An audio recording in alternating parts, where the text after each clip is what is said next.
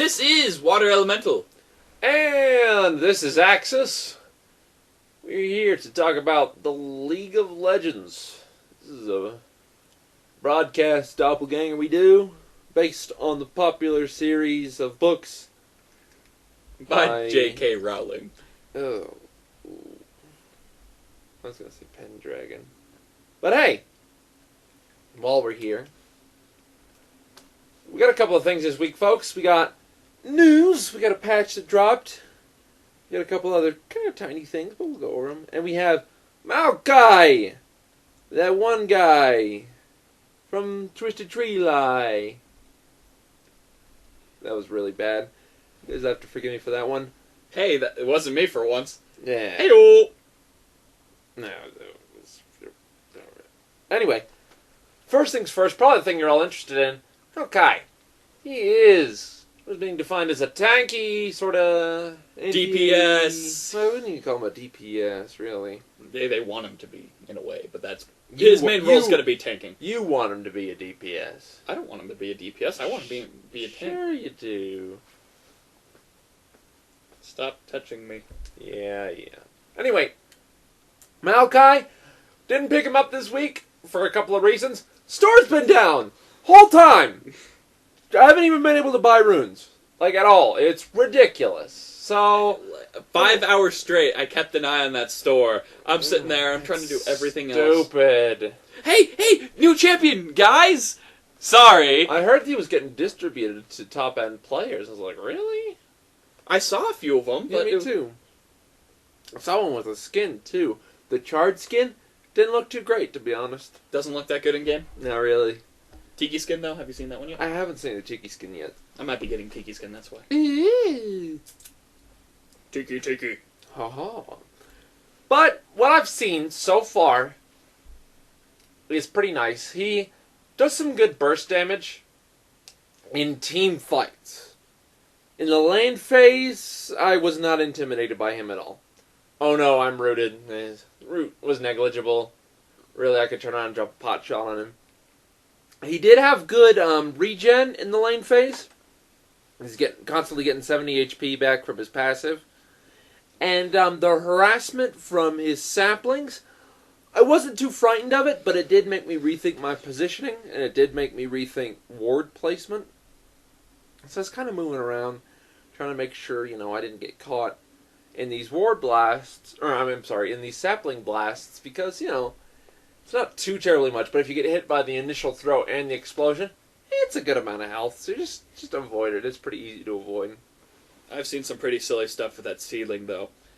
Like, he would throw the seed about right in front of him, and the seed had such a far range that it was able to chase him and be faster than most people with normal boots on.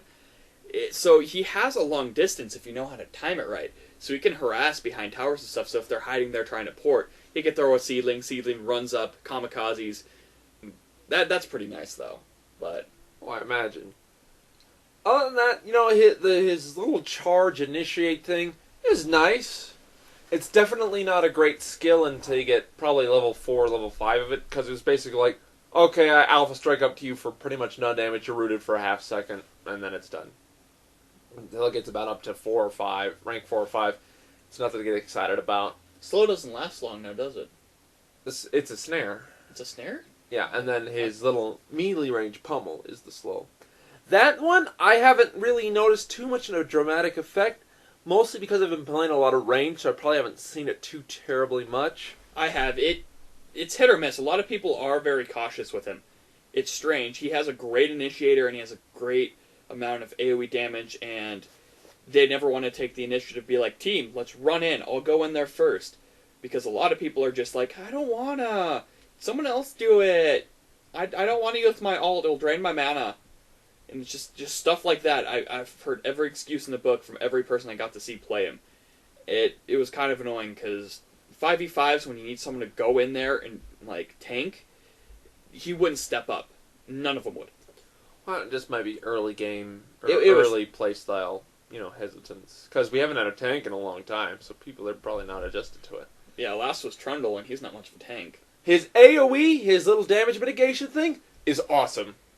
Like, of all his abilities, that's my genuine favorite. I know it seems kind of boring on paper, but when he drops that down and people, like, taking pot shots and he blows it up, kills 2 or 3 champions with it. Because people forget that it takes the damage and then amplifies it and hits them back when it's gone. It's what's so nice about it. Yeah, it's a really cool, it's a really fun ability to tinker with, from what I've seen at least. Again, as ranged, it's pretty easy to outmaneuver it. Just gotta watch where I stand and make sure where my position is correct. Because I'm not sure exactly where the circle ends on the visual graphic. I mean, it's pretty apparent, but when I'm standing on the edge, I'm not sure exactly if I'm going to get hit or not. It's kind of hard to tell sometimes, but I think that's kind of a good thing. Because, you know, it might make them go, oh, I can hit from here, and then they get blown up, which is good. I like people getting blown up and incinerated. I really like it, especially teamed up with an enemy Nunu ran in. He popped his AoE thing, and then Maokai used his thing on top of the Nunu's ult, and so, you know, everything's getting hit inside this AoE, and then Maokai hits him back, dealing double the damage that he did with his ult, and kills the Nunu. Nice. And it was just like, that ult shows that they're trying to break away from this AoE metagame, which is fantastic, considering all the AoE damage we see now. Nice. Misfortune, Kale, definitely Kale, if you play her. A lot of Karthus, Morgana, a Mumma. It goes Lux. on. It goes on forever and ever and the ever janitors, and ever and ever and ever. Forever. Yeah, interesting champion. I wouldn't say amazing so far. Maybe that's just because I haven't seen a great one yet. But well, maybe because we've only seen like because a handful of people only have him, and he hasn't been in the store, and then servers were weird. It's just weird. But, interesting champ. Definitely gonna have to pick him up one of these days, because, you know, I like throwing stuff in people's face. Reflective shields are great. Great things. And those movement ceilings, I think, are pretty fun. Oh, movement! Great temporary wards, a lot kind of like Ashe or a Karthus character, where they can kind of just drop a little throwaway object to give them temporary vision while they take a buff. It's a good thing to have in your repertoire. But yeah, that's really about it as far as he goes. Good laning ability just because of his long range harassment and close range threat. He's not going to be too much of a threat until he gets higher levels. He's kind of got a little bit of a rev up time, so be wary of that. But other than that, great in team fights. Great when you get your skills a little bit picked up more. So it'll accelerate a little bit better in the mid-game, I think. But in the lane phase, you definitely can keep his enemies back, get last hits, and get creep kills with his saplings, which I think is a very important skill for tanks to have. Because some tanks, if they're in a bad lane, let's say they have a couple of ranged fighting them, they just can't get last hits, and it slows their farming down a lot. They have to depend on assists for gold rather than getting just a bunch of last hits. So I think it's a good choice to have on a tank. I agree with that last hit thing, because a lot of tanks need that armor to be good at their job. And if they don't get the gear, like if they need a lot of magic resist to kind of stay in the game and they're getting that last hits down, it's not good. So him being able to kind of throw something and deal some AoE damage is pretty nice. Also, I was playing with a Heimer the other day. He tore Heimer apart. Like, those saplings blew through turrets really fast. It kind of made me depressed. But that's just one champion. What do you give him? I give him about a 7. A 11? 11. We haven't seen much of him. He's not overly powerful. Nothing really too exciting about him. He does have that great AoE metagame breaker. But other than that, it's just not fantastic. I'll give him an 8. I'm really intrigued by the way he's kind of shifting the paradigm a little bit, just away from AoE, which is great. I mean, granted, his ult does give a little bit of AoE damage, but it's based on countering the AoE, which I can appreciate. That, and he's a tank with wards. I mean, come on. Can you... A tank with wards! Just built in. That's amazing. He's got a great initiator. I think he'll really, really be a fun champ to play. And I think he's going to be a nice breath of fresh air to some veteran tanks who are looking for something fun to do. maybe a little bit more fun in their gameplay rather than just taunt, taunt, taunt, move around, taunt, earthquake. It'll be fun. Yeah, and put a new tank in the Regs metagame, definitely. In the cycles. So, that's pretty much our tree guy. That's Maokai for ya. If you have any good builds, suggestions, thoughts, comments, questions, drop them down below. Happy to address them if we can. Next for news. We've got a couple of things this week. We have a champion sale coming up for Twitch, Pantheon, and Shaco. 3 very effective AD dudes. Shaco can do AP too, but mostly AD. Very cheap. Only 487 riot points. That's about $5. Pick them up if you're looking for something interesting to play. I don't suggest Pantheon.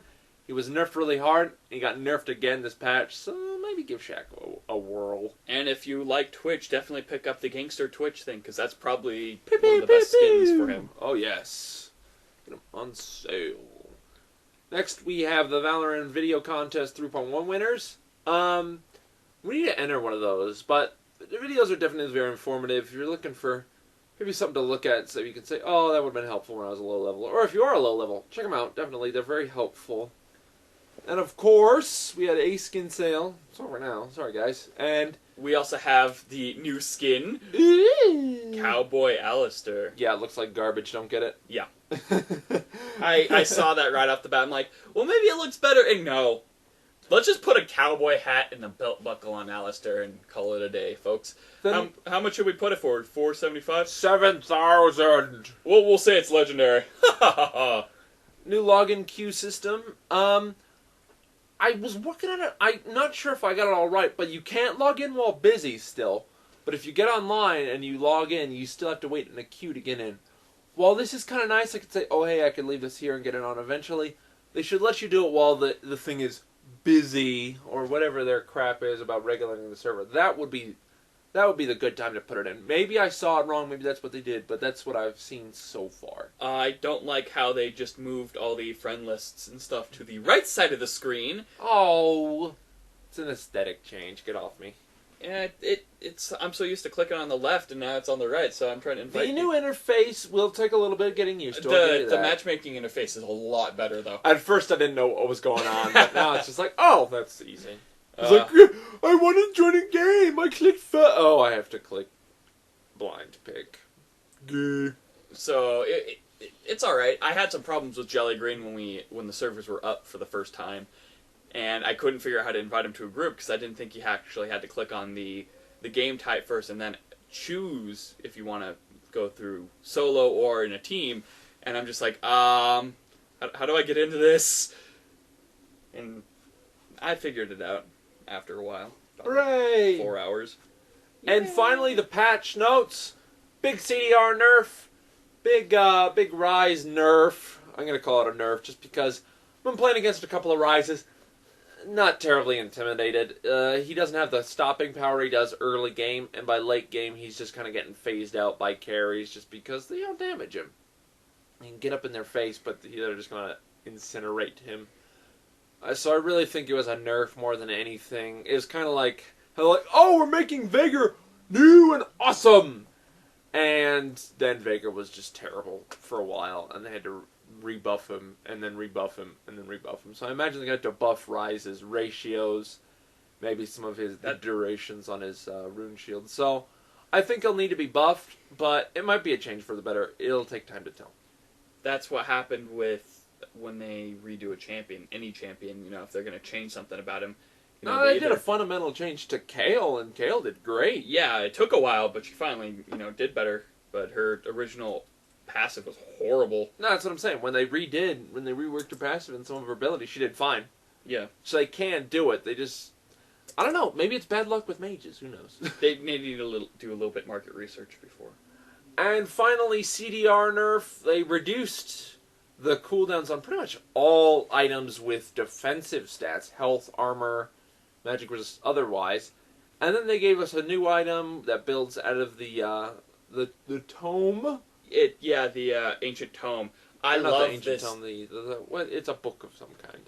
But yes, Mana per 5, AP, and CDR. So good on Kale. I found that the other night. I'm like, wow, this is replacing whatever I what was it? Yeah, no, like I haven't seen a lot of mages excited about that. I've seen a lot of AP carriers, like my friend who plays Poppy, my friend who plays Kale. They're really excited about that item. And then I'm like, oh hey, my buddy who plays Malzahar, I'm like, are you gonna get that? He's like, no. Dude, I want something with defensive stats because it's super squishy. Because like, I was usually I'm usually forced into Deathfire's grasp, and I don't see why that's an issue. It's a great item. It's a great item, yeah, but I always forget to use it, and so that's kind of my problem. And I like having that giving just passive stats. I love the passive stats because I'm more frantically just trying to smack him with my melee because I can deal more damage than that. I see. Well, 30% is still a lot, especially with all the AP Kale can get. Yeah. But I don't know. What do you guys think? Do you think the CDR nerf was too much? Do you think we should have nerfed the tanky DPS? Rammus! Rammus is not a tanky DPS. He can be whatever he wants to be. He's a tank. He counter. You know what? You don't know how the game works. They just need to nerf him. They need to nerf tanky DPS that can get these items that'll complement their skills heavily, rather than the casters who need the survivability, taking away the items they depend on for survivability. Now, instead of maybe getting a Frozen Heart, getting some armor in addition to, let's say, a Rod of Ages or a Rylai's or Banshees, they have to get 2 CDR items that cost more, that give them less. It does not seem right to nerf an item that benefits a majority in order to nerf a minority. That seems to be problematic. Nerf the minority, not the majority. But that's patches. That's really all the news we have for this week. Tournament. We've got 2 days left until the tournament. We are closing registration at midnight, technically on the 19th. Ooh. So the 19th at midnight. So 12:01 is when we close. That's Mountain Standard Time, by the way, for those of you who want to argue. Haha. We haven't had any problems. I'm arguing. So anyway, this has been Water Elemental. And this has been Axis, and I am here to tell you how much of a noob sauce the kid to my right is. And I'm not talking about the turtle. That's my left, not my right. Get out of here.